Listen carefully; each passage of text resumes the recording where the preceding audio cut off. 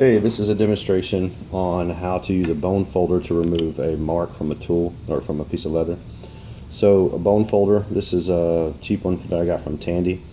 You can see I've got a small mark here that I made, something like maybe your fingernail makes, or a random straight tool on a piece of leather when you're tooling. But if you'll take the sharp edge, well, it's not really sharp, it's rounded off and smooth, but the sharper edge of your bone folder and start working that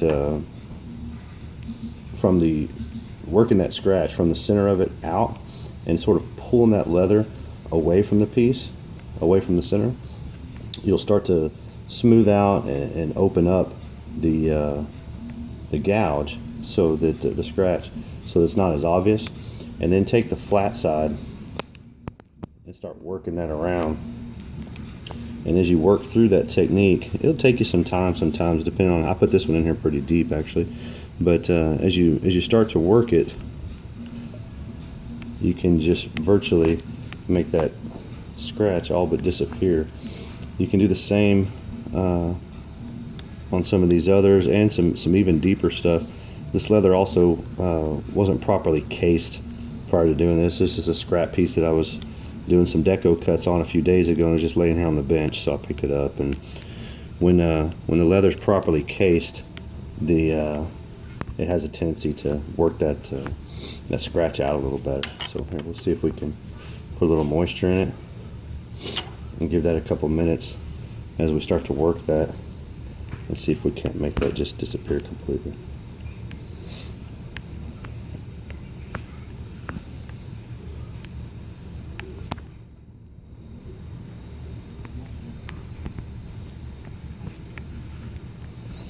But the key to that technique is that the leather is properly cased, and that you use that leading edge to open up and to pull either side of that scratch out away from the center, and then level and smooth the whole area. You can do the same thing with a modeling spoon, and it's kind of the same way, where you'll start on that leading edge and work out away from the center very lightly. And then the only problem with doing that with a modeling spoon is they're a little sharper. They're not as rounded on the edge, so you get what I did here, which is an additional small scratch that I got to work on now too. So with the modeling spoons, you're typically better just sticking with the spoon down and trying to work your scratch or your indentation out, and slowly, with very light pressure, work out from the center, and eventually that mark will all but disappear, and you can't hardly tell that that's even there now. I hope it helps. Good luck.